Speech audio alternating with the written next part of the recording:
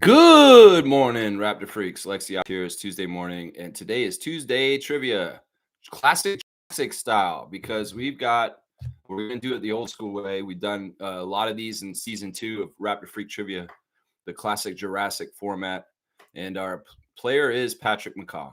That's right. The Raptors 905 reacquired Patrick McCaw yesterday in a trade in the G League level. So Raptors champion Pat McCaw is coming back to Toronto. Well, maybe not. That's the thing. He may actually not report and go over to Europe and take the money over there. And that may be more likely, honestly. But because the symbolic move of him getting reacquired by the Raptors organization is there, I figured why not do a classic Jurassic Tuesday trivia on him. So y'all, please limit your comments. I want to jump in this trivia almost immediately.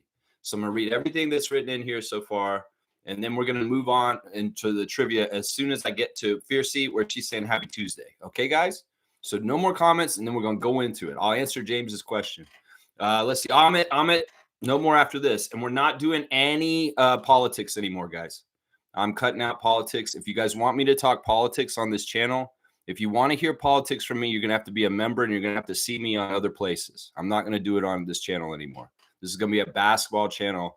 Because you know what? Things are changing. And in some ways, I don't feel like I should have my free speech voice on this channel anymore. So we're going to not do politics anymore, Amit. So yeah, don't even bring that shit up. Don't bring any of it in here. All right. So actually, could you erase your message, please? Because I don't even want to see it. Okay. Please erase your message.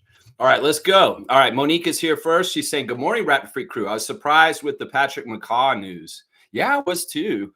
Blake Murphy announcing on a tweet yesterday in the afternoon that the Raptors 905, Luke Wynn, had done a deal to get Patrick McCaw's rights back to the Raptors 905. He's played for the Delaware Bluecoats for all the years since he was on the Raptors, and he's been playing for them. So, yeah, James is saying this. Lex, do you think Quickly is a mini Steph Curry? I don't know about that. I don't think that that's the same type of player. You know, I think Quickly's faster than Curry, but I think Curry's a better shooter. I think that in some ways, Steph Curry is, in some ways, you can't compare him to other people because he was so game-changing to the whole entire NBA. And he really is singularly that. So I don't like comparing people to Steph Curry. I think that he's a singular, unique talent in his own, and he is just who he is. Quickly's like other guys in this league. Obviously, the comparison's Maxey. Maxey's the best comparison for Quickly. So if you want to go see what Quickly could get better towards, Tyrese Maxey is that. So you could watch that guy and you'll figure it out. Adriana's here. We got the commissioner of trivia, Adriana, in the house to adjudicate and watch over and make sure that everything is fair and just. And we do things right on this channel. We're going to do things right on this channel, even if the world ain't doing things right. That's right. Monique is saying, I knew the trivia would be on Patrick McCaw. Yeah, I knew you knew because you know me. Mo, you know me very, very well. You're a good friend. And of course, you're going to know how old Lex's brain works to try and figure out how he's going to do his subjects every single day throughout the whole offseason. It's tough. It's tough. And this was like, ooh, Patrick McCaw. All right, ding, ding, ding. That's the winner. Chicken dinner. And Mo knows how I think. And she knew it. So she, you know, if you knew, you know, people should be studying up on their Patrick McCaw then ahead of time. If you kind of know the pattern. I know Amit knows this classic Jurassic format very well. So hopefully no cheating, guys. I want to see if y'all can do this off the top of your head. Seriously, let's try and do that. If it gets crazy, of course, I'll say, all right, go ahead and, you know, look it up and stuff like that. Yeah. Yeah. Mo saying Kennedy was bad anyway.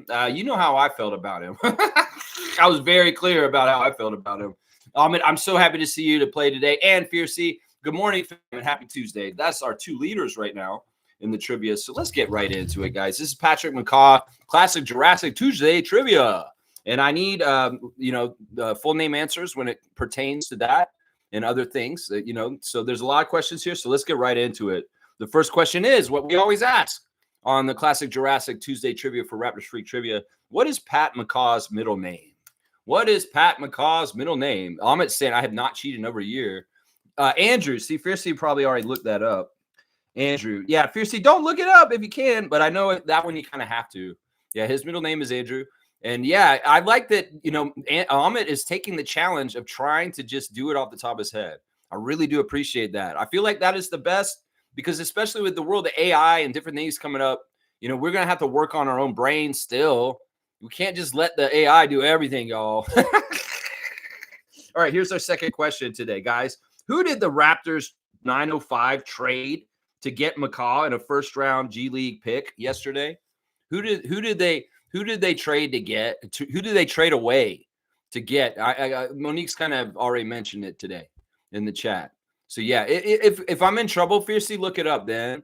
But if you can kind of go off the top of your head, I'll say, all right, if you're struggling, like you see, it's like, well, it's been 30 seconds or almost a minute that Lex has been asking this question and nobody's getting it, Yeah, that Mo, go ahead and write the whole name in. I'm going to give it to Mo because she wrote it in still, but I'll give Amit points too because he wrote the full name answer. It is Kennedy Chandler, and I was very happy to see that in some ways.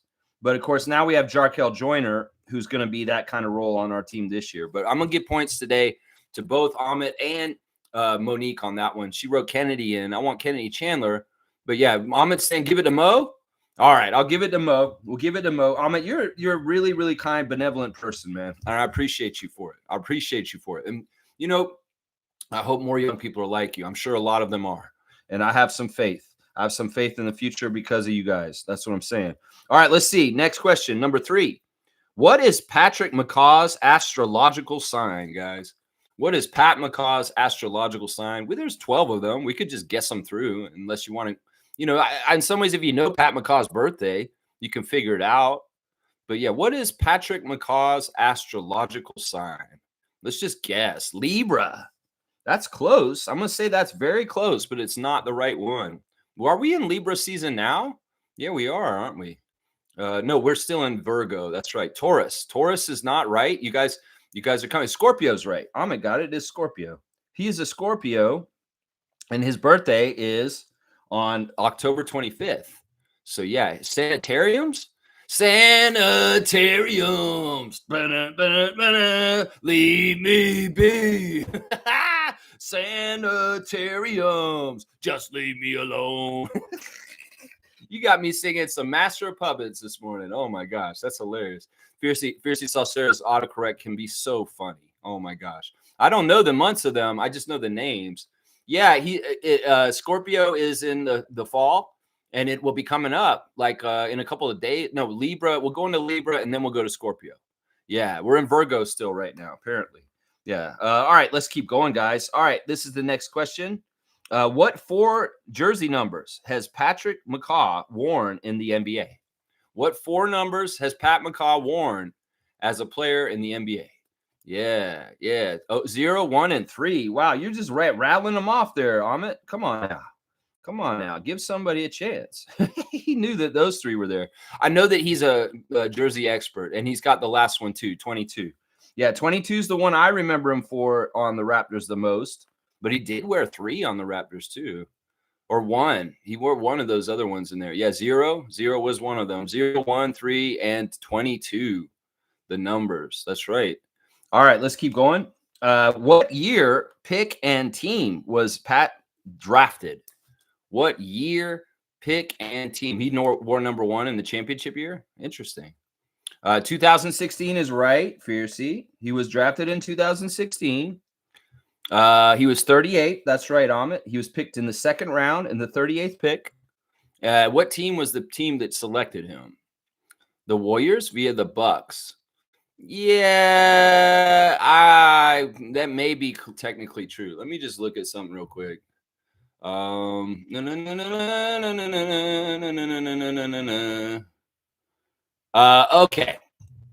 I'm gonna give it a Fiercey because he was not selected by the Warriors.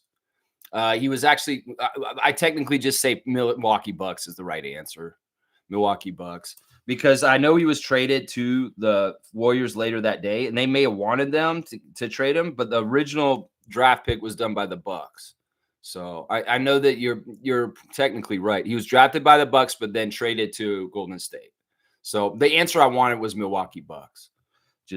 All right. Let's keep going. I mean, unless I'm doing anything crazy, Adriana, you call me out, okay? What is Patrick McCaw's NBA game high in his career? What's the most points that Pat McCaw ever scored in an NBA game, guys? How many points was he scored? 19 is right. Ahmed is really on this thing right now. Like, did you know that off the top of your head? Seriously? If you knew that off the top of your head, that's kind of insane that you would know that he had 19 points like that. That's crazy. Man, that's sus, man. I'm not gonna lie. That's sus. All right, what is, because that's the first guess. You saw something yesterday about it. Okay, maybe it's fresh in his head because he was studying. Maybe he studied Pat McCaw yesterday. That could be. It could be. What is the nickname of Patrick's alma mater? What is the nickname of Patrick's alma mater? You're gonna write 17. Yeah, it was 19, and he got it on the first shot.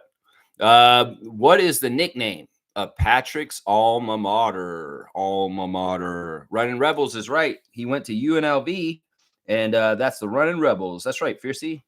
Fiercey's getting in there. It's the Ahmed and Fiercey show so far for the most part. We got Mo getting a couple, though. Let's see. How many games did Pat McCaw so far play for the proper Toronto Raptors? How many games has Patrick McCaw played for the Raptors in a uniform so far in his life? 100? No, it's not right. You're horrible at college nicknames. Good morning, Dan Rosario. Good to see you, man. Running Rebels is the right answer. 70 games. That's Seymour's guess. That's close. That's close. 140 is not right. 12 is not right, Fiercey. Yeah, Seymour, good morning to you. Seymour's the closest so far. How many games total has he played for the Raptors? 60? 60 is too low, guys. 60 is too low. 70 was too low, guys. 69 is too low. Because in some ways I'm doing something here where, you got to remember something. 72 is getting closer. It's not right. 67, 68, 76 is getting closer. 76 is getting closer. Yeah, interesting. 79 is right. Seymour's going to get that one. 79 games played for the Raptors. Of course, 68 games in regular season. And he played 11 games in the playoffs for the Raptors on their playoff run. So it's not just the regular season, which he played 68 games. It's 79 is the number. Seymour Pape got it. That's right. He played 79 games in a Raptors uniform. And that's not only just the championship year, right? He played for the Raptors for 3 years, guys. You know that, right? He was on our team in Tampa. Remember? He stayed on our team from the championship all the way through. Only 79, Amit. Certain, and the crazy thing is he played, well, we'll get to this in a second. So, listen, how many finals games has Patrick McCaw played in his career? How many NBA finals games has Pat McCaw played in altogether? How many finals games has Pat McCaw played in? Guess, and I'll give you a high or low. 2? No, that's not right. 3? No, that's not right. Don't just spam, Amit. Come on now. You got to let other people jump in and guess some answers too. 1 and 4, those are all not right. They're too low. 12, Seymour's going to say 12. That's the closest. 9 is not, is too low. That's too low. 8 is too low. Seymour's the closest. Y'all don't stop. I'm just gonna keep punching in numbers. If y'all can go ahead and do it too. 14 is right. Or no, wait, it isn't 14. It's 13. Amit got it. It's 13. 13 is the right answer. He had 9 finals games with the Warriors, and he played in 4 of our finals games with the Raptors. So he's played in 13 NBA finals games as a player. Isn't that crazy? You can think about how many players in the history of the NBA that never played in a single NBA finals game. And this guy, and they're like great players. Some of them are even Hall of Famers. And this guy has been in 13 Hall of Fame games. Yeah, he played not only in the Warriors for a minute, not for a minute. Yeah, you see it, your answer before Ahmed's? Let me see. Fierce, Adriana, maybe you can tell me, is it Ahmed or Fiercey? I think on mine it says Ahmed before yours, Fiercey, unfortunately.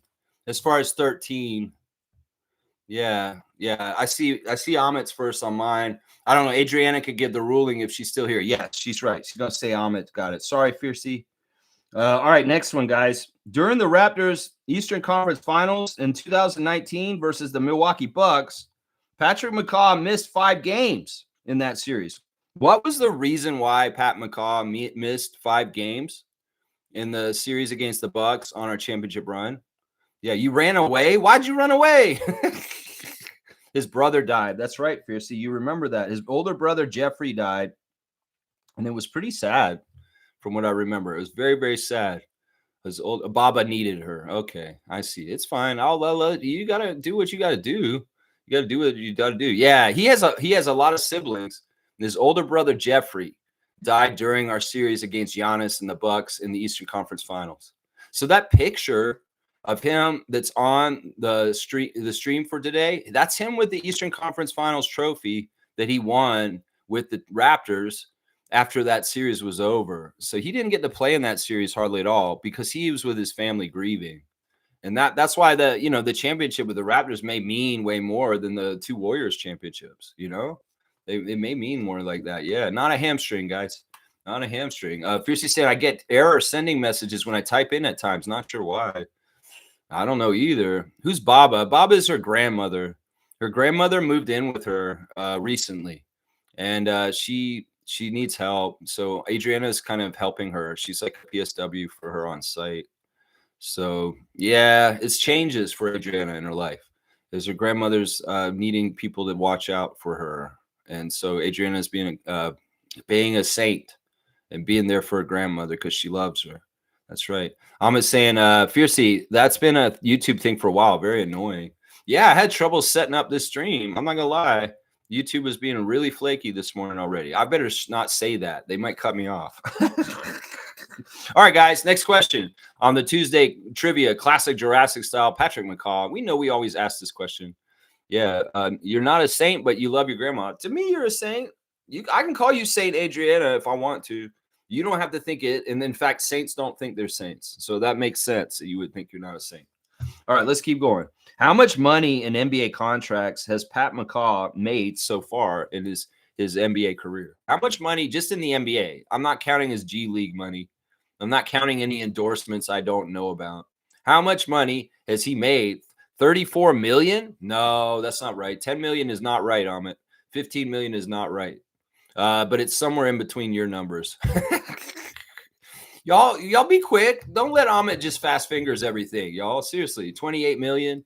No, it's not 28 million. It's 11 million. Seymour got it. It's $11 million, guys.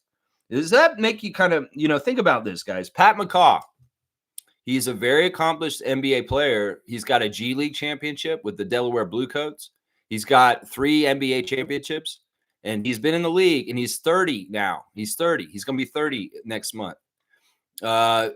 He's made only $11 million the whole entire time he's been in the league. Isn't that crazy, man? Isn't that crazy? 11 million is the total for the whole time he's been in the NBA. And you know what's crazy? He's turned down really good contracts at different times. Like the Warriors were going to pay him certain money and stuff like that, but they messed up. It's crazy. Yeah, Seymour said, I'm going to go buy a lottery ticket after work. You've done a good job of nailing the number ones right now, Seymour. You have. You have done a good job on that. You're feeling licky. You're feeling licky. Fiercely saying his resume is more impressive than Ben Simmons, yet not paid as much. Yeah, but in some ways, it's like Pat McCaw's level of player, right? I don't think Ben Simmons deserved that money at all, for sure. For sure. Yeah, lucky. You're a lucky day. You're feeling lucky. All right, keep going then. All right, guys, here's the next question. Patrick McCaw had a scary injury because this player undercut him on March 31st, 2018. Full name answer. Vince Carter's right. Amit remembers that. I know he does because that was a scary moment. The Warriors were playing and Vince Carter was in the game and he undercut in a dirty way Patrick McCaw, where Patrick McCaw fell on his back and they thought he had paralyzed himself. He was all messed up. He's laying on the ground crying in the middle of the game. It was awful, man. Yeah, and Amit said, I remember Steve Kerr being pissed. He basically called him a dirty player. And Seymour said, yeah, I remember that. Yeah, look at that. Isn't that kind of telling in some ways? It's like, look, this is kind of poetic shit, right? Think about this. Patrick McCaw won 2 championships with the Warriors and then 1 championship with the Raptors. And, Vince Carter never won a damn championship in his whole entire career. In some ways, there's a lot of weird karmic force in that action with Vince Carter and Patrick McCaw. You know what I'm saying? Because, like, that injury happened after the first championship with Golden State and before the second one.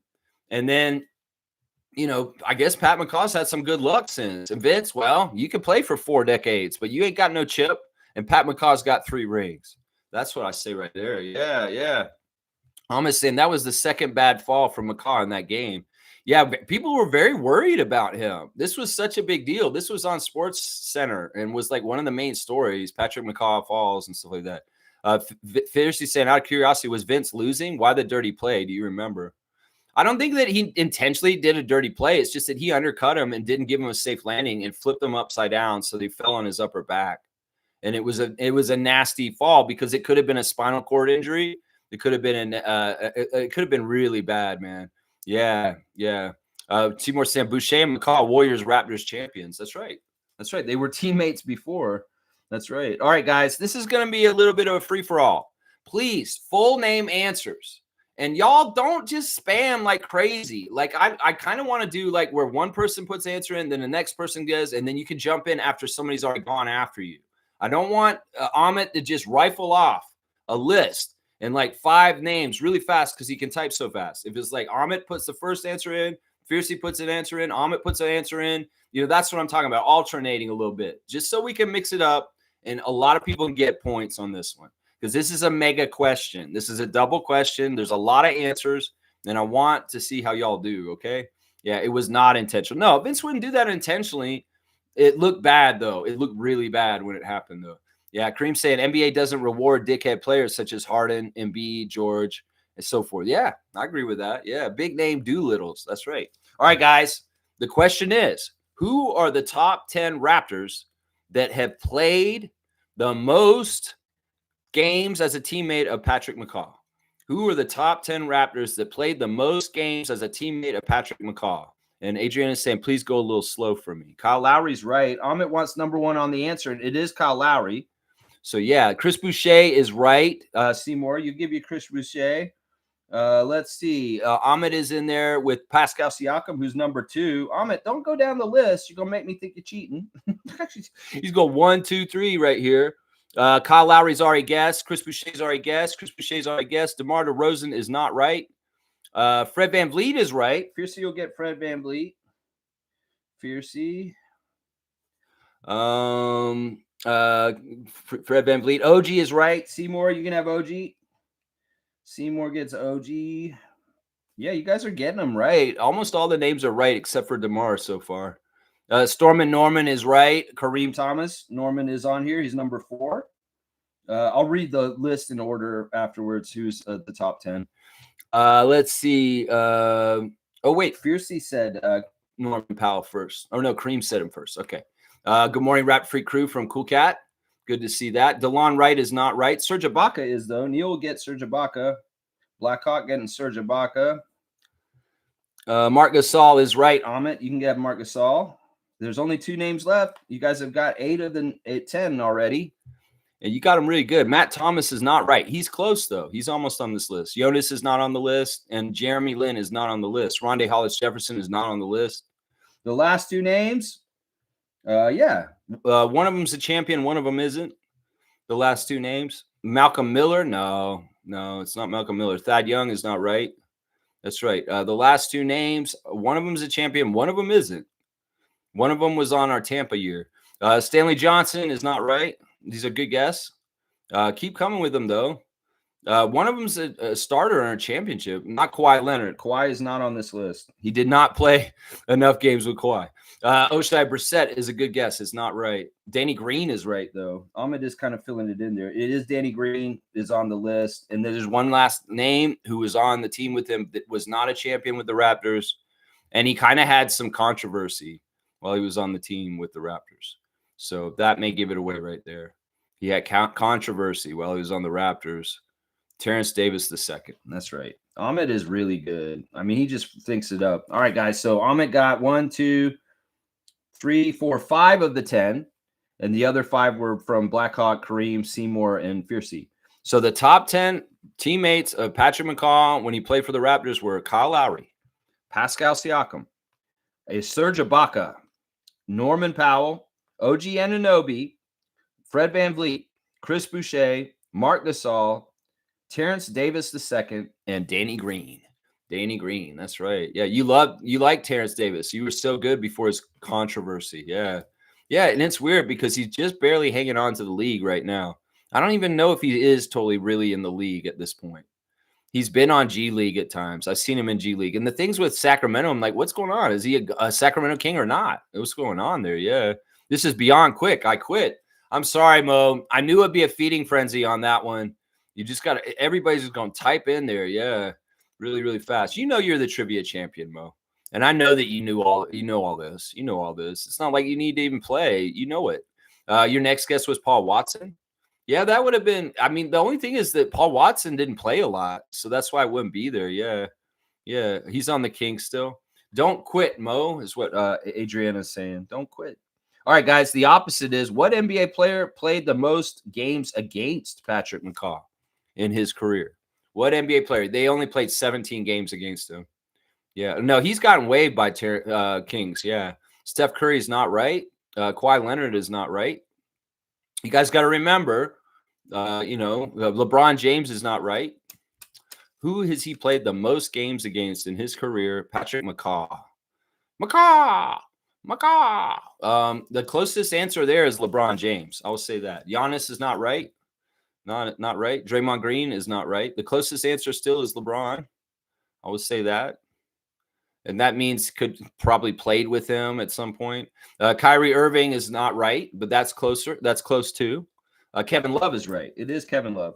Kevin Love played the most games against Patrick McCaw is 17. 17 games against Pat McCaw in his NBA career. So Kevin Love is the right answer. I'm just coming here, man. You know you got that second place. All right, let's keep going. Patrick McCaw is one of 8 people to achieve this in the NBA's history. What is that? Patrick McCaw is one of 8 people to achieve a certain feat in NBA history. What is that feat? I didn't realize 8 people had done this. That's kind of crazy. I think McCaw is the latest person to do it and the first person in a long time to do it. What is it that he accomplished that only 8 people in the history of the NBA have ever accomplished? Pascal Siakam. Good morning, Randolph. 3 championships and 2 teams. It's not totally right.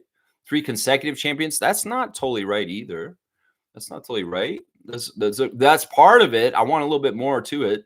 Let's see. 3-peat. Yeah, it's not totally right. There's a certain thing about that. You know, there's a lot of people that 3-peated. Look at the whole Bulls team. They did it twice. You know what I'm saying? So it's not that they 3-peated. It's not that it was consecutive. That's not it either. There's something about it, though. 3 consecutive NBA titles in his first 3 seasons. That's what I wanted. It was the first 3 seasons of his career. He won a championship the first 3 years, and that's it. That's it. Amit got it. It's basically, I think, him and a lot of the Celtics from the 60s. Like, seriously. I think that I was trying to figure out, well, who are the other people that won 3 championships in their first 3 seasons in the NBA? And I'm like, well, they're probably Celtics that were on Bill Russell's team and Red Auerbach in the 60s. So the other 7 guys are probably likely people like John Havlicek and shit like that. Yeah. I think that's it right there. Yeah, let's see. Kareem saying not play a fucking minute and earn championships for multiple teams. Waste man. Actually, Patrick's interesting because, he was utilized by both the Raptors and the Warriors in the same way in the finals. Somebody got hurt, and he ended up coming out there and playing good defensive minutes in a backup role, and it was helpful. There's a reason why he's played 13 finals games is because he was useful. Nick Nurse loved playing Patrick McCaw. He loves Patrick McCaw. Why do you think Patrick McCaw been sitting on the Delaware Blue Coats? And Nick Nurse has always loved Pat McCaw, man. He's always loved him. He would play him. Why did we hold on to him when his elbow was all messed up for so long? You're like, when's Pat McCaw going to play? He's been hurt so much. Don't worry about it. Pat McCaw's great, Nick Nurse was saying. You can keep him around. Seymour saying Atlanta trading Kobe Buffkin to Brooklyn for cash. All is trying to create caps to space, re-sign Ice Tray. Yeah, we'll talk about this in a sec. I'm not done yet. I got one more question, guys. One more question on the trivia. Who played the Saturday Night Live character that shares the same name as McCaw? Who played the Saturday Night Live character that shares the same name as McCaw? That's right. Championship of the East and the West. Championship in the East and the West. Not that. That wasn't the answer. No, he won the championship the first 3 years of his career. He won a championship. That's right. That's the answer for that last question. But who is Tim McCaw? No. Who plays the Saturday Night Live character in the history of Saturday Night Live that has the same name as McCaw? John McCaw? No, you don't want McCaws. That's not, you're not answering what I want here. Listen to me. Who is the actor that plays a Saturday Night Live character that has the same first name as Pat McCaw? So you have to figure out it's a two thing. It takes two things to figure it out. You have to know the person who played the character, and you have to know the character. Patrick O'Neill? No. Yeah, the character's name is Pat. You're right. They call the character Pat, and I've been calling him Pat McCaw during the trivia. O'Neill? It's not Patrice O'Neill. No, it's not Patrice O'Neill. Who played the character Pat on Saturday Night Live? That's the question right here, basically. You know who it is? Do you know their name? If you know the name of the actor that plays, you need to get it, Amit. Just say it. Write in the full name answer. Julia Sweeney. That's right. It's Julia Sweeney. Amit deserves that one because he knew that. Yeah. Hi, everybody. I'm Pat. Hi. Did I do that? No, wait. That's Urkel. Yeah. He loves Saturday Night Live. So he knows about Julia Sweeney. That's old school Saturday Night Live. That is old school Saturday Night Live, the androgynous Pat. What is Pat? Is Pat a girl or a boy? Going into the bathroom. Which bathroom would you go into, Pat? I don't really need to go to the bathroom right now. Hey, Pat, when you when you were a baby, did your parents dress you in blue or pink? They dressed me in green.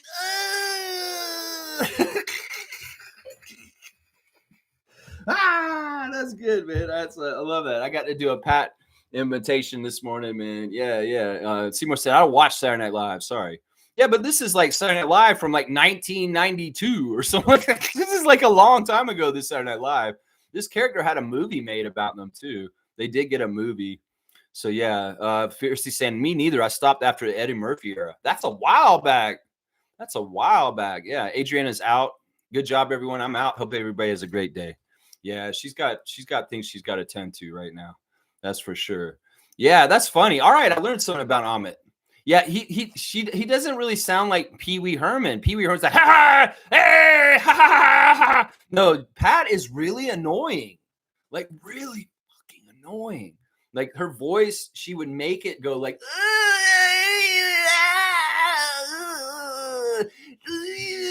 and she'd touch herself like this. Like, and it's like, oh my gosh, it was so bad, man. It was so bad. Kareem saying, now Amit loves the Raptors and Saturday Night Live before he was born. This is Google influence. I'm starting a petition.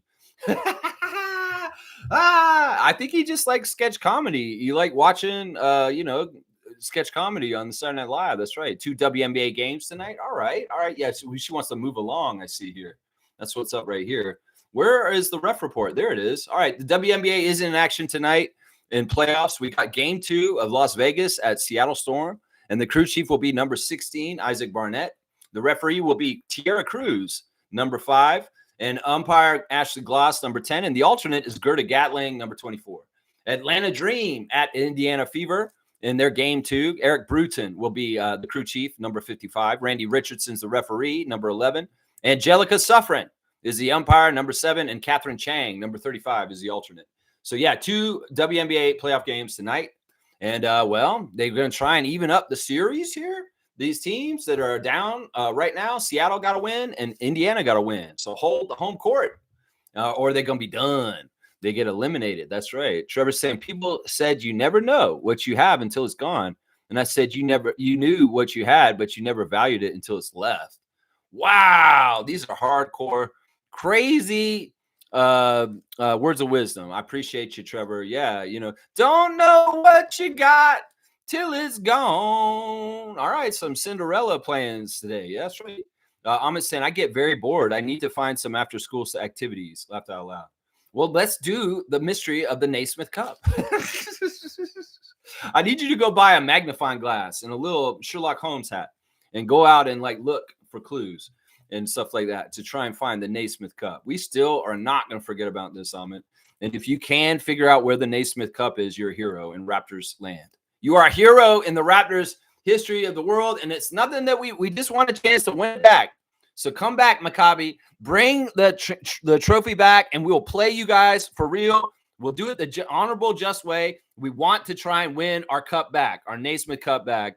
And in some ways, if it's in Israel, sitting in Tel Aviv in a trophy case at Maccabi's stadium, we want to know, and we want the opportunity to play you guys again to try and win it back. That's all we want. That's all we want. We just want a fair and just chance to win the Canadian Naismith Cup back from that team if they have it over there. That's what I'm saying right there. That's right.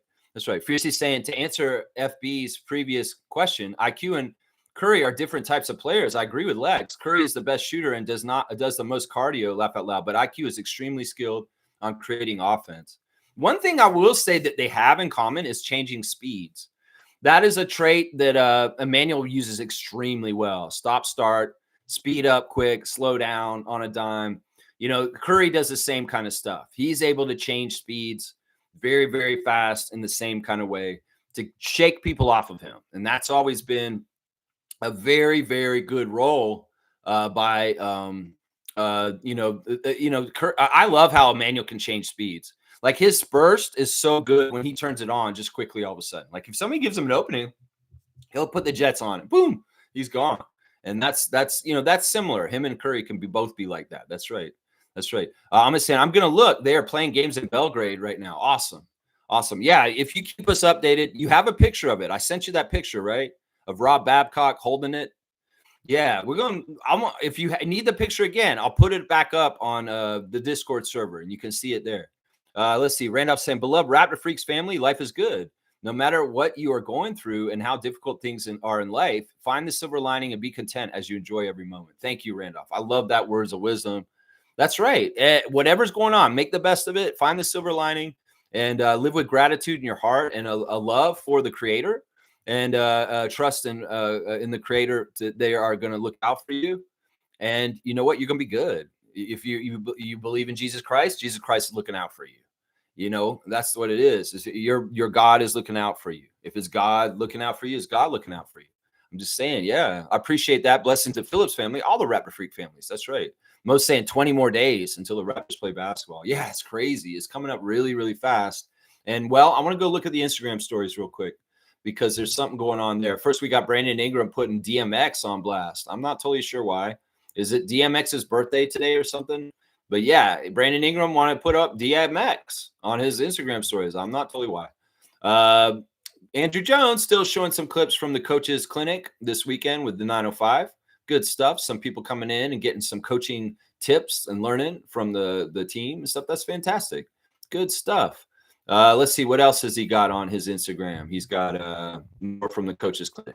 Pascal. Okay, this is something that I really hope, because this is a sign that these guys are at it. The Pacers have convened in Orlando at Pascal's private gym, his PS gym. We see Andrew Nebhart coming in the door wearing a soccer jersey that Siakam doesn't agree with. And he's kind of like, get out of here with that, man. Get out of here with that, man. It's like coming down on our Canadian Andrew Nebhart for wearing a rival football club. But we see most of the Pacers are at Siakam's gym, putting in that work. He's a good leader. He's providing for his teammates to come in and get work in. There's TJ McConnell. There's Jarace Walker. There's most of the Pacers there. So very, very interesting stuff. Siakam's awesome. This is like the second year in a row where they've done this. A lot of the Raptors yesterday went and got their haircut from Matt Cabs. We seen Colin Murray Boyles go there for the first time, and it's a rite of passage for new Raptors is to go get their hair did by this hairstylist who has the Wheel of the North flag on the wall there. And we see Shamshay is there getting his haircut. He likes to get his haircut there. I've seen him there a few times. And Shamshay's watching some anime later. Not sure which anime feature that is, but he's all about it. It looks like it's like Airbender or something like that. I don't know. I don't know anime. But Ulrich Shamshay knows enough for both of us. That's right. Garrett Temple has a beautiful film of his wife with their baby this year, and she's just snuggling the baby, and the baby's making little baby noises. It's just so cute. Oh my gosh, what a perfect family. What a beautiful, beautiful life the Temples have. It's so amazing, man. So amazing. Also, somebody in the Temple family is trying to become the athlete of the week at Temple, athlete of the or the athlete of the week at Baton Rouge area. And it's I guess it's a niece of Garrett. It's not his daughter. Monet Temple, a University High. The freshman played a big role for U High's volleyball team against Southern Lab. She had 11 kills, 4 digs, and 2 assists. She also had 22 kills, 13 digs, and 2 aces against Westminster Lafayette. So she's a volleyball player. And Garrett Temple's trying to get her votes for being the player of the week down south. So if you guys want to help out the Temples, go vote for Monet for a volleyball player of the week. That's right. Or athlete of the week. I guess it's all sports. Eugene is still in Dubai, man. I don't know what's going on there, man. All right, Eugene. He's just there. He's just been there for like a month or so. Like Omaroy, he's over there just chilling, living that life in Dubai. He's been there all summer, honestly. He's been there all summer. Slim Duck is posting some different things. You got a guy saying motherfucker. I don't know what's going on here. Then he's got this guy at a town hall, and he's saying, you guys, is this true that I can say anything as long as I don't threaten him? I can say whatever I want.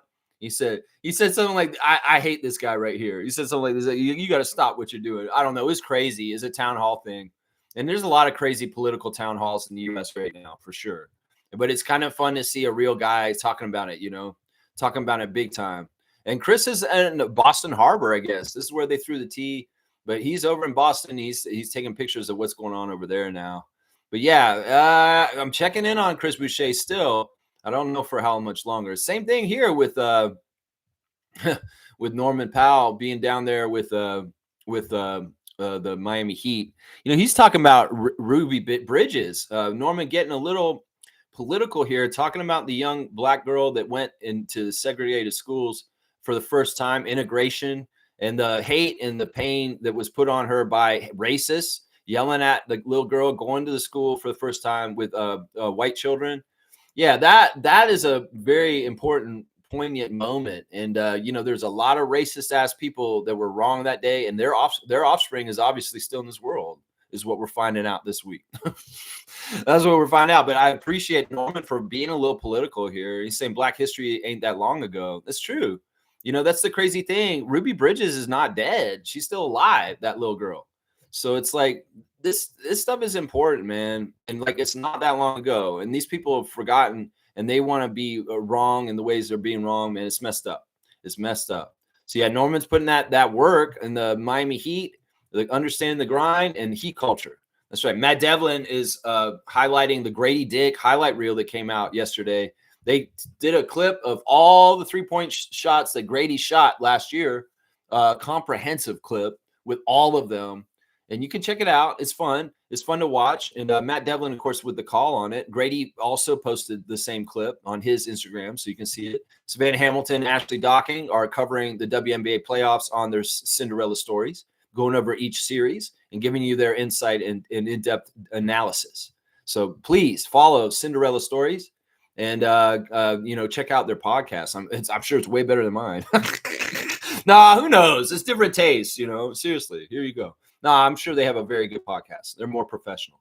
All right, let's keep going. Let's see. Wubs is saying, remember the name. Who is that? I don't know the name. You got to give me the name for me to remember it, Wubs. I don't know who that guy is. Jacoby was getting his haircut at Matt Cab's yesterday too. Of course, Jacoby was not getting his haircut that much last year, because he had a certain way. Well, this year he's keeping it shorter. And I have to say this, Jacoby got it cut really, really short right at the end of the season. It's grown real nice over the summer, and Buddy needs to get it trimmed up and get it just right for coming in the next phase of the end of the season, summer and going into the season. That's right. Teresa Resch is appreciating AFC Toronto. They clinched the playoffs.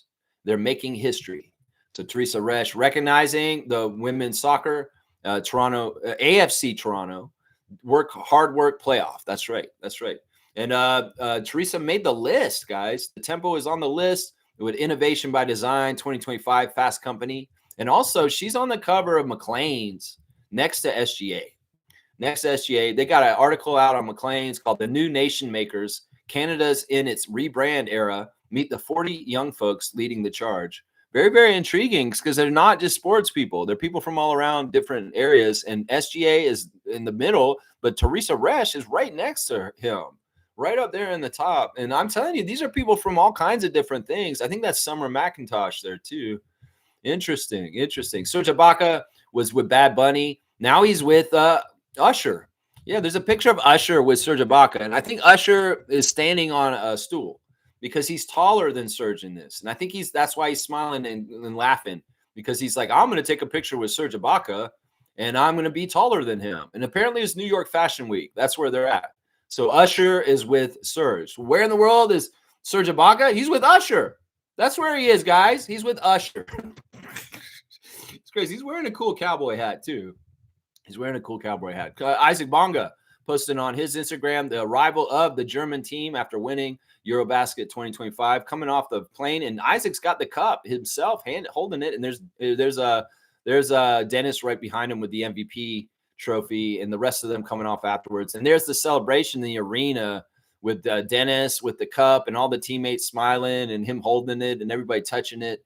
This is a beautiful thing, man. Congratulations to Dennis Schroeder, Team Germany, Isaac Bonga, Daniel Tice, Franz Wagner, all the crew from the German team and their success recently at Eurobasket 2025. There's your Instagram stories for today.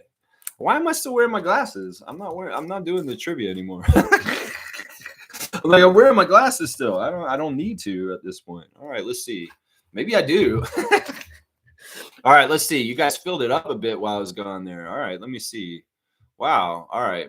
Hang on. All right, where am I on this? Okay.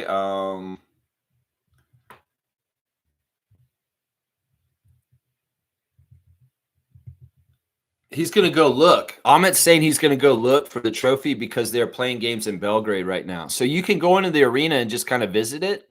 And just don't they do things like Scotiabank Arena where you can take a tour of the facility and say, oh, yeah, this is our trophy room. This is the locker room where the basketball team plays, all that kind of stuff. Because they have that at Scotiabank Arena. Maybe you're able to take a tour of the facility and you can just kind of look out for it. Something like that. Yeah. Let's see. Oh, yeah, I did skip a couple. Okay, he does have the picture. This is good. Sergeant Wayne, good morning to you, sir. Your birthday week. Morning, Rapid Freaks. Hitting the road. Freaks, have a great day. Hoping my Bluetooth works. There you go. I like that. Well, drive safely. Blessings and peace to you, Wayne Strainer. And only the best things coming your way. That's what I want for you, my guy. Kareem saying, I've never seen anybody work harder without the ball than Steph Curry. That's what I admire about him. Yeah. Yeah. I can give you that. He's been an influence on a lot of different people for that. I know Freddie's probably stole a bunch from him, maybe even Kyle.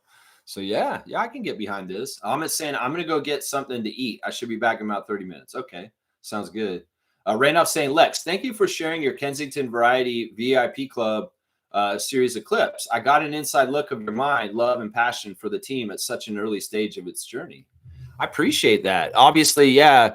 Randolph's been a big fan of me playing the clips from 5 years ago, and they come to an end. We had the last episode on the 15th yesterday, guys. Dropped yesterday. The season finale of 12 seasons of a 2-year project that I did from 2018 to 2020. And it was a fun thing. And now that it's come around 5 years, the whole thing is up there. There is a bonus episode that's going to come out, though, still, Randolph, on October the 1st. And you'll get to see one last big clip that I filmed at the end afterwards. There's like a bonus episode. So look out for that on October the 1st. But if you guys want to watch the whole entire Kensington Variety VIP Club series, all 12 seasons are available in a YouTube playlist on this channel. You can find it in the playlist. It says Kensington Variety VIP Club. And well, they're very interesting. They're very short episodes, most of them about 5 minutes, but it's about 300 of them now. And yeah, it's just an odyssey. If you watch it, if you binge watch it right through, you'll see all kinds of crazy stuff. I appreciate you appreciating that show, Randolph, and seeing the early seedlings of this stream is really what that was, the early seedlings. And I even talk about it at the end saying, I'm not going to be doing stuff on Instagram anymore. I'm moving to YouTube. So there was a lot of that going that moment towards that area in this direction to this show. But I appreciate you, Randolph, for watching it, man. Trevor's saying, just finished watching Canada win gold hammer throw at the World Track and Field Championship. Fantastic. Is Canada doing well at the World Track and Field Championship? I'd like to see them as one of the top countries in track and field this time. That's right. The Lakers want Andrew Wiggins. Interesting, James. Yeah, I don't know why, in some ways, Wiggins is not fit in any kind of way with the Miami Heat. In some ways, it's like it just doesn't seem like it's right. And, well, he probably needs to move to the next place. That'd be interesting if he went to L.A. to play for the Lakers. I don't know if, like, once again, I don't have a lot of faith in Andrew. I like Andrew as a person. I think Andrew's a great young man, but I wouldn't count on him for anything in the NBA at this point. And I wouldn't count on him for Team Canada either. No, I wouldn't. Yeah. Trevor's saying, I woke up at 6 o'clock this morning to watch the live events. Cool. Where are they holding the track and field events? They got to be somewhere at a different time zone if you're getting up early. Yeah. As James is saying, send LeBron back to Miami. That's part of the deal. So there's going to try and convolute a big deal. Like, that would be interesting. There could be a very interesting move there. LeBron goes back to Miami and Andrew Wiggins comes to LA and plays with Luka and DeAndre Ayton. The Lakers will suck, and it'll be interesting to see what happens to the Miami Heat if LeBron's back in Miami. That actually fits, and that does seem like a scenario that's likely or possible just because I know LeBron's going to want to direct where he goes next. If he's going to be leaving the Lakers, he's going to want to choose, and Miami is probably a place he would choose. And the Lakers do want him to move on. They want to go forward with Luka, and they don't want him there exactly. So this seems very plausible. What James is saying here is very, very plausible in a lot of ways. I can see that. Mo's saying if Pat McCaw does show up, good for Elijah Martin, or Rishamshe, etc. You know, this is the thing that Pat McCaw's done in his last few years in Delaware on the Blue Coats. He's been a veteran. He's been a guide to the young players for the Philadelphia 76ers, Jeffrey Doughton Jr. and Pat McCaw playing for the Blue Coats last year and watching them. And it's like, you know what? He's weird in G League at this point because he is stronger. He's a lot stronger than he was when he played for the Raptors now. He's still a really good defensive player. And he can score to a degree too. So he's a very polished kind of veteran guy. And he's been very utilized as like kind of a teacher. That's kind of been his role. So if he does show up for us in Mississauga, which I don't think he will, Mo, I'm for some reason I'm getting the feeling that McCaw's going to go to Europe and he will not continue in the G League this year. But if he does, it'd be fun and it'd be great. And it would be a little bit like Jody Meeks on the 905 a couple years ago. In fact, they're both Raptors teammates from our championship year. So it'd be like, yeah, this is the veteran. This is Patrick McCaw. He won a championship with the Raptors in 2019. Hello, everybody. I'm Pat McCaw. 3-time NBA champion, 1-time G League champion. Wow. That's a resume, isn't it? That's a resume right there. That's right. Seymour saying Kuminga and Golden State situation is joke. Laugh out loud. Yeah, it's a joke because Jonathan, I'm just saying, man, these players are out of control with their egos. Jonathan Kuminga's ego is the problem here. That's it. I know he wants to go play for Phoenix. He would be there starting for Booker, Green, Brooks, Kuminga, Williams. Yeah, I mean, that would work. Speaking of Phoenix, there's an article out on ESPN right now, which is really kind of crazy. It's pissing me off, honestly. As usual, ESPN's pissed me off, but they did kind of give us a bump up. The article is basically future power rankings for the NBA teams in a 3-year outlook, which they do sometimes. They're going to try and say this is the teams that we think are the rankings, and they've done a bad thing to the Raptors again. They put us 20th out of 30. But they bumped us up from 22 the last time. They had us at 22 last time. So we went up 2 spots. But yeah, the worst team they think that has the worst outlook for the next 3 years is the Phoenix Suns. They're absolutely at the bottom. And, New Orleans 29, Chicago 28, Brooklyn 27, Washington 26, Sacramento 25, Utah 24, Charlotte 23, Portland 22, Milwaukee, which is surprising. They put Milwaukee below us. And this is a symbol that they really do see the Bucks moves this offseason as being stupid, just like I do. I mean, they did go get Kyle Kuzma. Come on now. So it's like, yeah, the Bucks are plummeting. So they really, I don't know. I think the NBA may in some ways want the Bucks to become a shitty team because they do want Giannis to go somewhere else. Seriously, I could see that being a plot line on the download that Adam Silver's trying to manipulate. He's like trying to massage the situation. You know, the Giannis sweepstakes stuff comes out not just because it's not usually because of Giannis. It may be because the NBA and other people are trying to put pressure on him to leave because they don't like him being that star in the Milwaukee market, which is absolutely messed up. And I, in solidarity with the Bucks Nation, say fuck that. You know, NBA, you shouldn't try and pry big stars out of markets just because you don't think that that's the ideal place for them to be. Luka Doncic. So yeah, they put Milwaukee there, and then they put us. Yeah, but Milwaukee plummeted. This is what they said. It's been a tumultuous couple of seasons for Toronto, where Raptors have remade their roster, trading the remaining players. This is the same shit they always say. We traded players, blah blah blah, and then they talk about how Masai left and Larry Tannenbaum's out and Ed Rogers is in charge, but they did keep Bobby Webster. And it remains to be seen if Toronto's retooling was successful. This season will tell a lot. That's Tim Bontemps. Now, they ranked us, and this is the thing that pisses me off. You know, Stan Presti in Oklahoma City is the number one team on this list, and they have management number one for Oklahoma City. You know what they have our management ranking at now? And this is telling of Masai's departure. They would never have disrespected us like this and put us so low. They think we have the 24th best GM office in the league right now. 24. And they've got us 12th. That's the highest rank for us is 12th in drafting. We're 12th in drafting. So at least they're giving us some shine for that. They say our market is the 13th best. Yeah, I don't know. If they're going by money and players and market and draft and management, I mean, this is not right because Bobby Webster is not, you know, we lost Masai. I get it. Ed Rogers is an idiot. Fuck you, Ed Rogers III. Two-finger salute. But a drop off with Bobby still being here, I think that they're thinking we dropped off too much with the GM front office. Seriously, because Bobby's a very good player. I mean, a very good GM, and he's going to hold things up for us to a degree. But yeah, it's bullshit. This ranking is such bullshit. I mean, they put the Clippers up really high, and that doesn't make any sense to me, especially if they're in trouble. Maybe ESPN's trying to cover for the LA Clippers, and they're like, no, we got to cover them. Oklahoma City, 1. Houston, 2. New York Knicks, 3. Cleveland, 4. Clippers, 5. Does that make any sense? They're saying the Clippers have the second best management, the second best after Oklahoma City. That's insulting. That is fucking insulting. And they they are saying at the end, the Clippers are under investigation. If the allegations are proven true, the penalties will have significant impact on where they stand in these rankings. So at least Bobby Marks is saying that. He said if they do get found in trouble, they're going to drop in these rankings.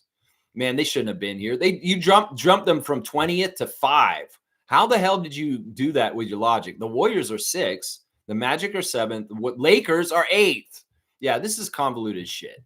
Absolutely convoluted shit. ESPN's future 3 years rankings, so full of shit. So full of shit. So the track and field's in Tokyo, Japan. Interesting, man. Interesting. Let's see. James is saying no LeBron. We say no LeBron thing.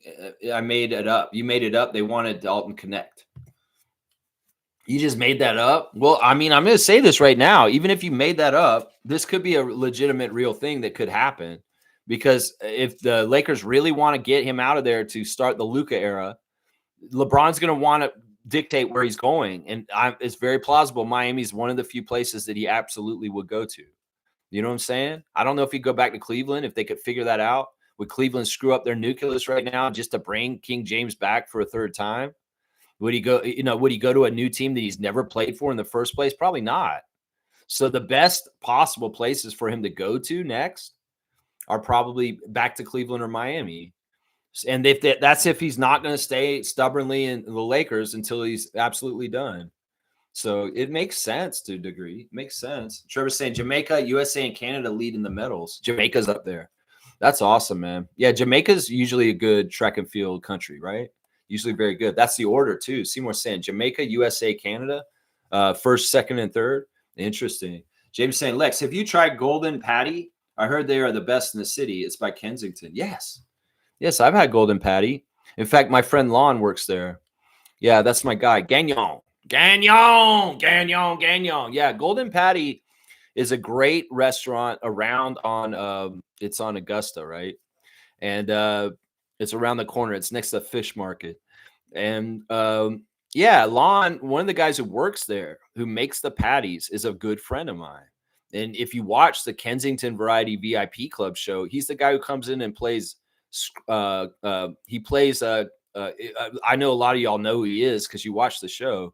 He's the guy who I always say, Gagnon, Gagnon. And I want him to win. I always wanted him to win a big, huge amount of money and become very rich. And I was always telling Lon that. And I'd sing him parody songs about gambling all the time. Like it was like, I think it was like Halloween once. And I made a parody song of Thriller about him playing OLG. But yeah, every day he come in there. My friend Lon, I miss him. I went back to the market and said hi to him at Golden Patty. I went and say, "Hey, it's Lon here. I want to talk to him." He's like, "Hey, Lon, come in." He comes out from the back making the patties and say, "Hey, my friend." I love you, Lon. You're awesome, man. Of course, I know Golden Patty, my guy. I'm a man of the people, and I know the people. That's right. Fishy saying, I see LeBron's narcissist self go to another big market team like New York. He won't go to Boston, not Philly. Yeah, he said it already publicly. He would not play for the Celtics. He's not interested in that. And I'm totally with him on that. He could go to New York. That is a possibility. You know, I think at the top three possibilities, if LeBron's moving on from the Lakers, or Miami, New York, and Cleveland, I think that's probably likely. Of those three, it would be those ones. Don't get all crazy, Toronto fans. He's not coming to Toronto. James saying LeBron's next team could be the Warriors. He always wanted to play with Steph. That's true too. If we're formulating a top five, Golden State's probably in that top five with those other three teams I just mentioned.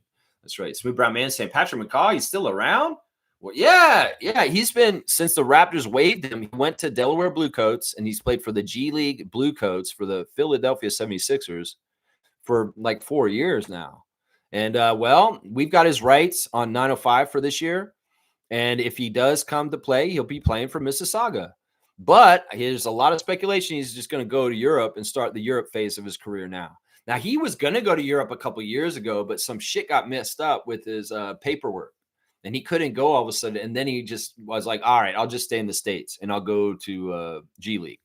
Because he was going to go to Europe a couple years ago, but it didn't work out for some reason. And he ended up staying in North America. Smooth's giving us an update on the Blue Jays.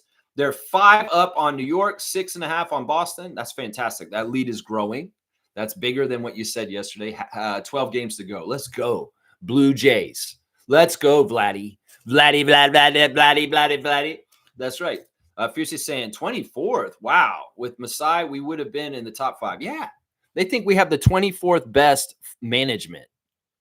I mean, in some ways, we're going to get dropped because Ed Rogers owns the team. Yeah. We're going to get dropped because Keith Pelly's, the specter of is in the background, waiting to drop the hammer on all kinds of stupid shit in different ways, I'm sure. Yeah, this is part of it right here. I mean, I want to argue with the ranking, and I think it is low because Bobby Webster's probably one of the best GMs in the league, honestly. He's been that since he's been here. And Masai and him, it was kind of cloudy about who's doing what to a degree. But I think that there's not going to be as much of a drop-off that we're the 24th ranked management in the NBA, ESPN. That's fucked up, man. That's fucked up. I mean, if you're doing it for Masai, and I salute you for that. We love you, Masai. Masai forever. Never forget Masai. I appreciate that. But in some ways, it's not right to sully us and sewer us that low. That's right. The Clippers have the second best management in the NBA, according to ESPN. They're managing to get y'all to collude with them and make a narrative to try and help them not get in trouble. They're managing that very well. Sure, they're managing ESPN storylines and with their bullshit and cover-ups. Yeah, they're managing that real well. Maybe that's part of the deal. Like, you know, because Mike's on Discord right now. Logical Raptors Fanatics going crazy on Discord this morning, talking about how Steve Ballmer is a con man and that he's not really a good businessman. He just lucked into his wealth and that he's an idiot and he throws money away all over the place all the time. Like, Mike's going off about this. Who knows? I could witness this shit this morning. Steve Ballmer does not want to get in trouble with this thing with Kawhi. So he's going out and he's giving some money. Yeah, hello, ESPN.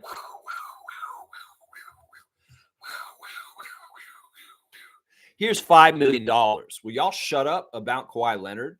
And hey, Why not? Just kiss my ass a little bit. You know what? Not only are we going to shut up about Kawhi, we're going to stand up for you. We're going to defend you. We're going to make up bullshit cases to defend you. And we're even going to put you high on the power rankings. You're second on the management. Woo! Yeah! All right, Steve Ballmer, yelling like Howard Dean.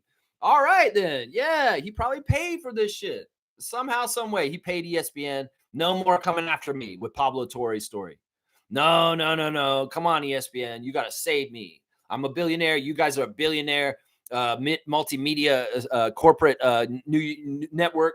Let's look out for each other. Wash his hands of each other. All right. And yeah, you go ahead and put all the good press about me out as much as possible. That's right. That's right. Oh, something's fishy. Something's fishy. That's right. Smooth saying ESPN is covering for the Clippers, man. They don't take the allegations seriously at all. Yeah, they're trying to poo-poo them. They're trying to make people think that this is not a big deal so that the general public can be in sheep and say, oh, well, ESPN said it's not a big deal, so I'll just think that. See, that's the thing we got to understand about the mass media and the tool that they're using. They're trying to normalize perceptions in ways that they feel like are part of their itinerary, what their goals are. And well, that, the mass media, corporate media is going to try and cover up for Steve Ballmer on this collusion, on this circumvention of the salary cap.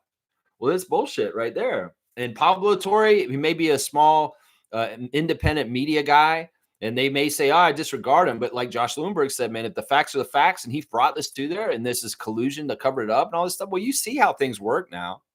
You can see how this works in the sports world, then put that in the political world. Information is not being told truthfully.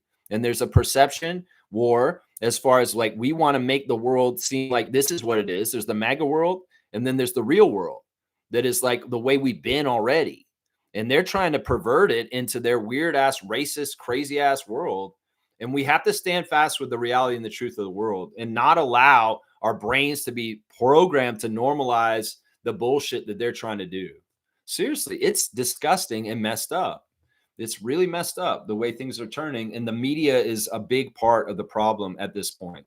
In some ways, there was shreds of journalism in different places, but now it's all sold out.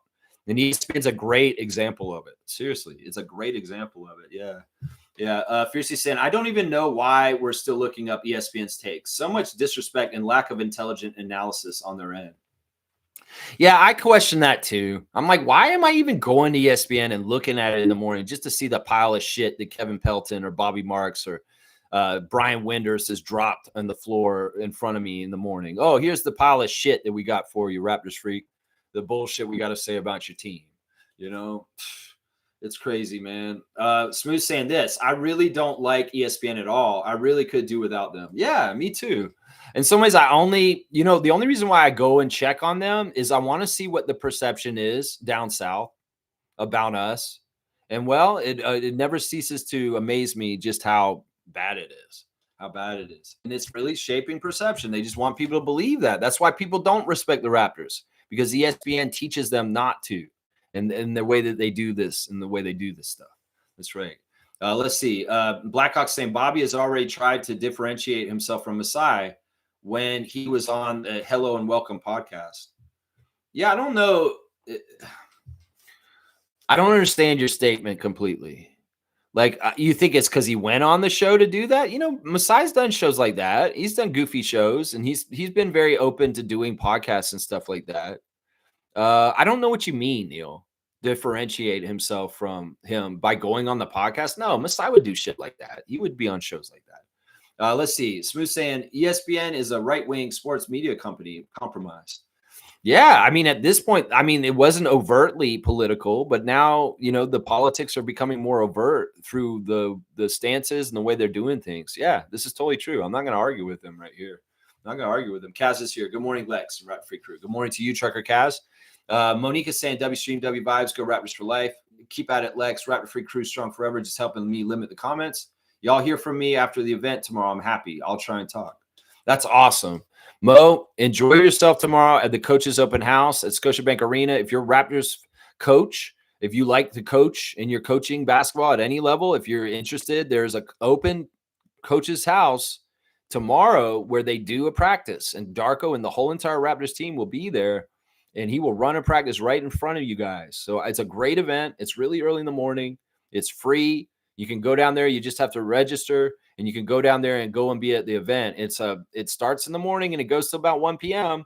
It's a pretty long event, and it's just amazing. You'll hear from different assistant coaches like Coco and Andrew Jones and Pat Delaney and Evo and then Darko will come out and talk himself, and they'll run a practice with the Raptors team, and you'll actually literally see the Raptors players on the court running their drills and doing the things that they do for their practice. It's a Raptors open practice at the coach's open house tomorrow during the morning. If you can get it there tomorrow and spend the time, go. I highly recommend it. I'm not going to be able to go myself, but Monique is going, and she'll be able to be our eyes on the scene and give us any updates and things that she observes or sees at it.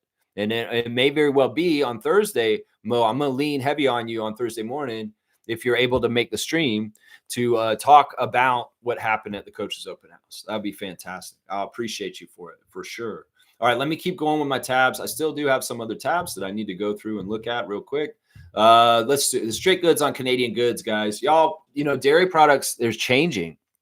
In fact, we heard that Canada is not allowing American dairy into our country anymore.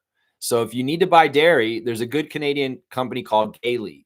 Gailey, you may have seen the Gailey product brand in your dairy section at your grocery store. Well, they do sour cream, cream cheese, they do dairy, they do, butter. If you need a good Canadian dairy company, Gailey is a great one. They're a cooperative using Canadian milk for its cream cheese, and they are produced locally in Ontario and Manitoba. So definitely get on that. They have lactose-free products also. So yeah, if you're talking dairy, you're talking cheese, you're talking sour cream, Gailey is the company, Canadian company, to get your dairy from. That's right. All right, let's see. Raptors Reddit reactions. Let's see what they're talking about here. It was brought up earlier that the Hawks traded Kobe Buffkin by Seymour Pape. He brought this up earlier, to the Brooklyn Nets for a draft pick. It said, Shams said the Atlanta Hawks are trading Kobe Buffkin to the Brooklyn Nets for cash considerations. Sources tell ESPN Buffkin was Atlanta's number 15 pick in the 2023 draft, and now gives him a fresh opportunity in Brooklyn and the Hawks some roster flexibility. And the guy Munir, who's on Raptors Reddit, saying this is the guy the Hawks didn't want to trade for Pascal Siakam. Now, this is the thing, Munir, I don't give a shit. That's great, because we didn't want that trade anyway. And a lot of that bullshit about the Hawks and the trade with Siakam was all bullshit. It was convolution of the Hawks front office with Shams making up bullshit because they were related. Shams' sister worked for the Hawks, and they made up that Pascal shit the whole time. I don't know how serious it was or anything like that. But yeah, the bullshit about they wouldn't trade Kobe Buffkin for Pascal, I don't even believe half this shit. I don't think the Raptors were even involved with the Hawks in trying to talk to them and trade. I think that was all fabricated bullshit to try and pry Siakam out of Toronto, and also to try and get him to land possibly in Atlanta. Shams trying to do a solid for his sister and trying to direct.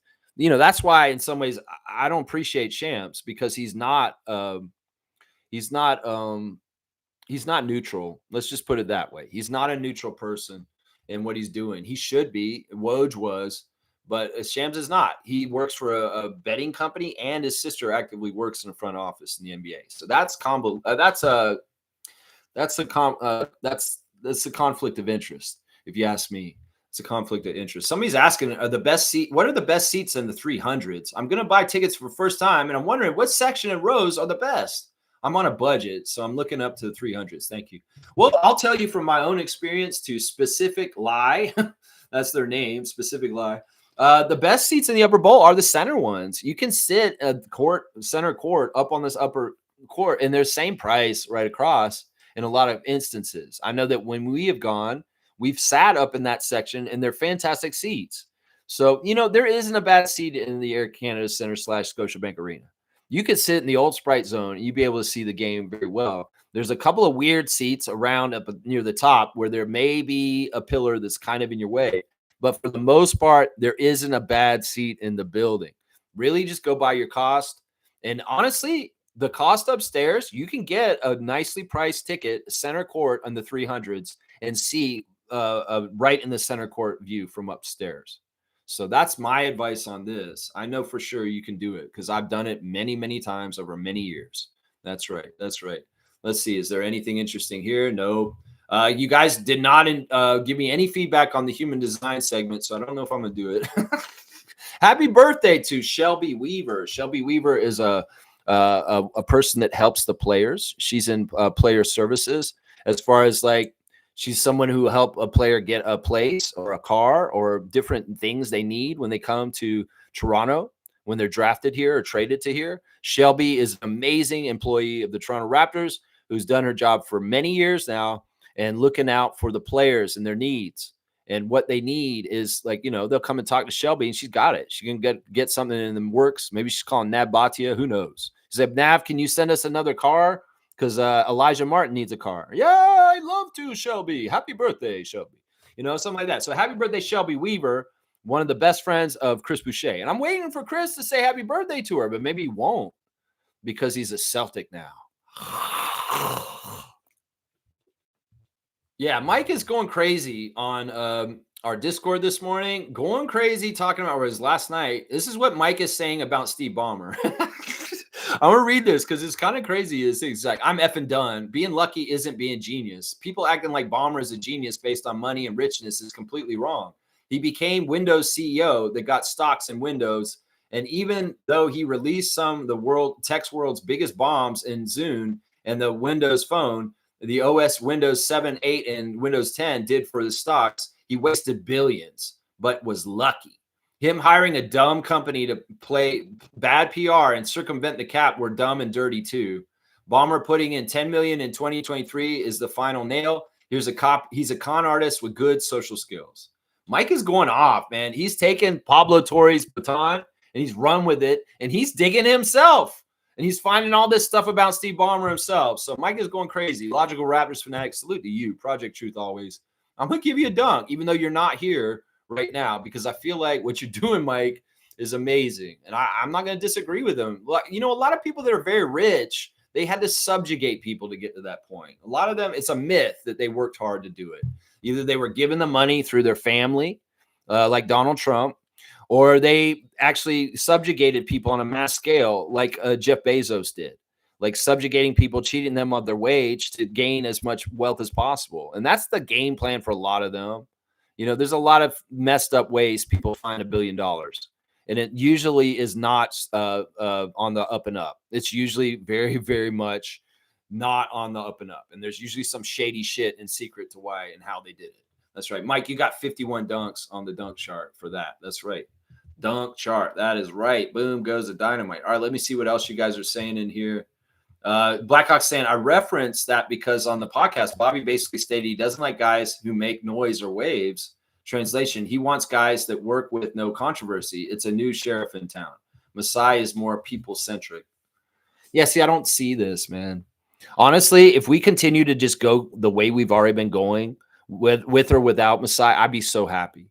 Because if it ain't broke, don't fix it. Seriously.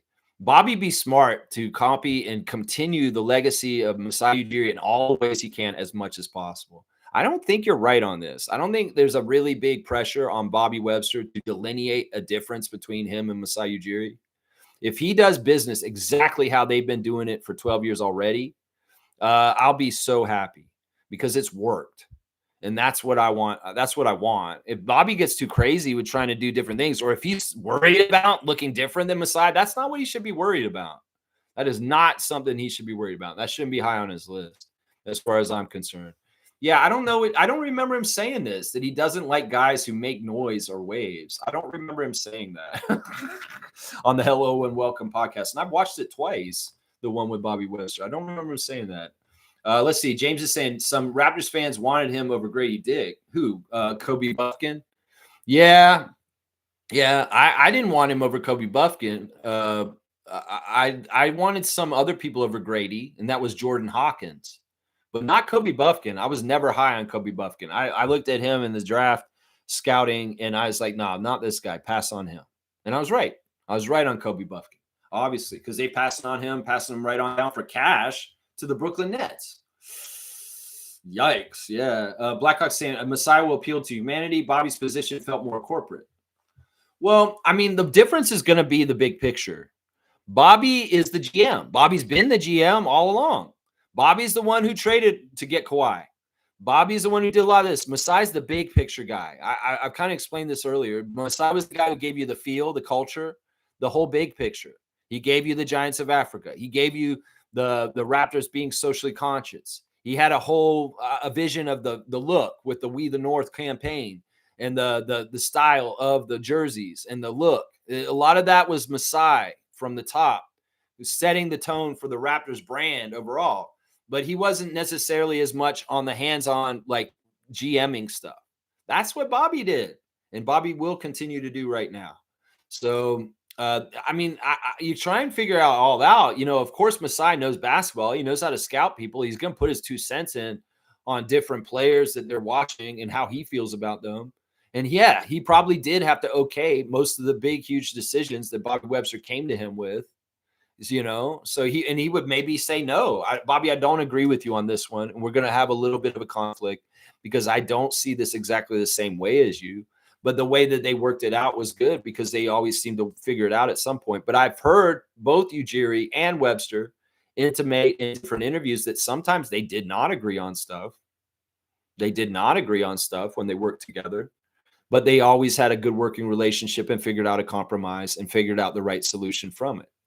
And that's, you know, I mean, I don't know what you're trying to do here, Neil. The thing is, Bobby Webster's a capologist. Bobby Webster taught the NBA how to do the salary cap at the age of like 25.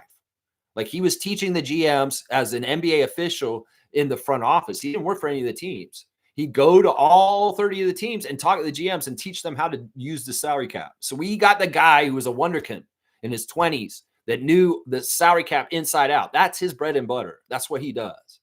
That's what he does. Masai, in some ways, his thing was salvaging a franchise and pulling it out of the mud and making it bona fide, respected, and winning. That's what he does.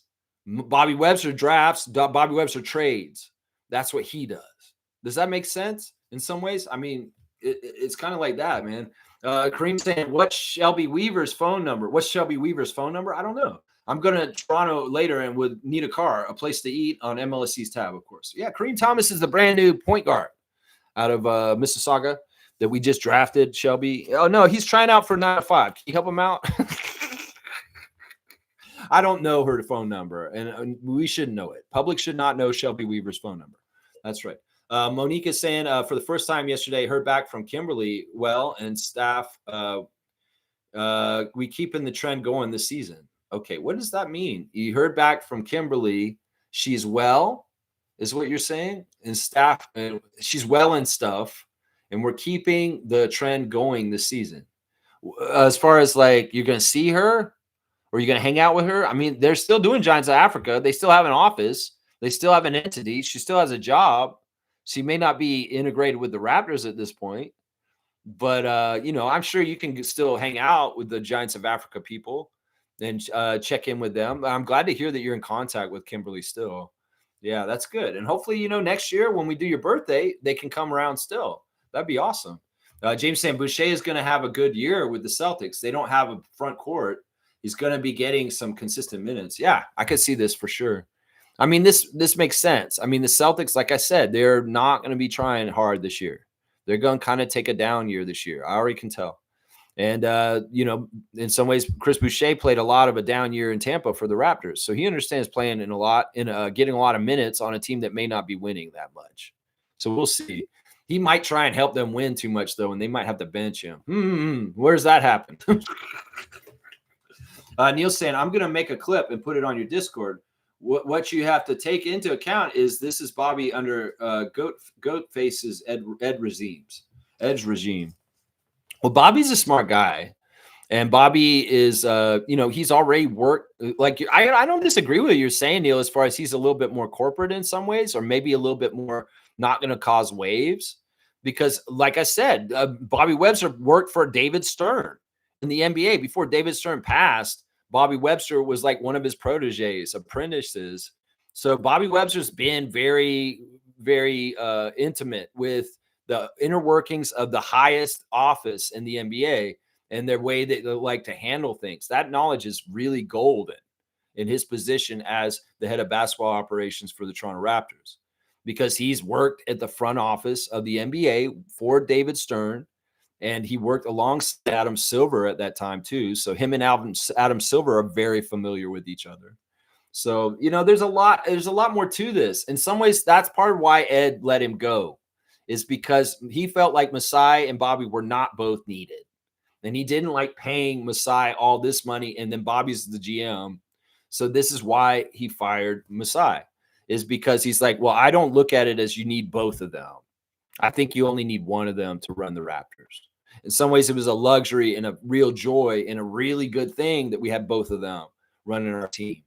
And well, we'll just have to see how it goes forward without Masai and just Bobby running the team now. So, but remember, look, it's really hard to delineate and parse out exactly what Webster did and what Ujiri did in the last 12 years. It's really, really difficult because they were a real partnership in what they did. That's the thing right there. Yeah, if you find that clip on the Hello and Welcome where he said exactly that, I may have heard something totally different in the same part, and you're just interpreting very different than I am. So we'll just have to see. If you find that clip, definitely put it in the Discord. I'd love to see it. I love to see it. Trevor saying Kobe Buffkin was sold to the Brooklyn Nets for $5. Yeah, that's sad. That's sad. So I don't know if it was $5, but man, that dude has not got an NBA career. Everybody said all this shit about him coming out. I called it right away. That guy's a bust. I called it. I said, don't draft Kobe Buffkin. He's a bust. I knew it when I watched him the first time I watched him. Seriously. All right, let me see. Where am I in the thing? All right, we're about an hour and a half in. All right, we're going to go ahead and do the classic card of the day. Let me get the box that has the cards that are the other box. I switched boxes yesterday, and it was a good thing. Let's see what we get today. I once again do not know why I shake the box. It has nothing to do with anything. All right, let's see. Let's kind of, this is so jam full. It's like, we got to find one. I'm blind picking. Oh, wow. Yeah, we'll do this one. This is hilarious. Once again, these aren't totally classic. These aren't very classic. So, yeah. All right, guys, full name answer. Write it in as soon as possible. Here's the card. Classic card of the day. We get this guy all the time, it seems like. I feel like we do, but they're always different cards. So, yeah, classic card of the day. Who is this? It's pretty easy. You can't see it. Put it forward a little bit more. Yeah, that's too close. You can see it now. Whoa. Who is it? Full name answer. Classic card of the day. Whoa. Paul George is wrong. Trucker Cass. Whoa. The jersey looks weird because it's not a normal looking jersey for this team. Whoa. I'm surprised Fiercey hasn't gotten it already. Yeah, it's not Evan Mobley. James knows. Why don't you write his real name? Seriously, write his full name answer. That's what it is. DeAndre Ayton. That's right. That's a DeAndre Ayton card. It's a Phoenix Suns card. It's just such a weird jersey. It's like blue. When the hell did the Suns ever wear a blue jersey? That's crazy, man. Yeah, Kaz is going to get the card. Even though you wrote Lakers starting center, James, you got to remember the name is DeAndre Ayton. That's right. 50 points to Trucker Kaz on the classic card of the day. Kaz is going to get it today. Yeah, DeAndre Ayton. DeAndre Hayton. That's right. Kaz, 50 points. Boom goes the dynamite. All right, let me see what else we got. We may be almost done, guys, unless you guys have some other topics you want to talk about. Now, what I said earlier is I'm deciding because, we may be moving more and more into a surveillance state to limit my commentary on politics a bit. And in some ways, it's for my own safety, guys. There's been weird stuff that's been happening that I need to pay attention to and be smart about. And some of it is very disturbing. I don't even want to tell you guys some of the shit that's happening to me in my personal life. So I want y'all to know that we need to do this for my own safety. This is why I want to do this. Is we need to do this for my own safety. I could be in danger because of my very open mouth. And so I don't want to take away that aspect of this channel completely. If I can put little stuff in, I will, but I'm not going to be going as hard as I have in the past because I really do need to consider that I could piss the wrong people off and I could be in really big trouble. So I'm going to do this. I'm going to keep the focus on the channel, on the live, on this show, on the basketball, on the Raptors as much as possible. If I do make a little comment on the side, like I did a little bit today, it's not going to be that in depth or in some ways. Now, if I have to, I will open it back up and I will talk to you guys about those kind of subjects. If I feel like it's something that absolutely needs to be talked about. But for the most part, I'm going to ask you guys to just stay away from comments that are going to lead me into those subjects right now, because I want to protect myself. And in some ways, this is a basketball channel.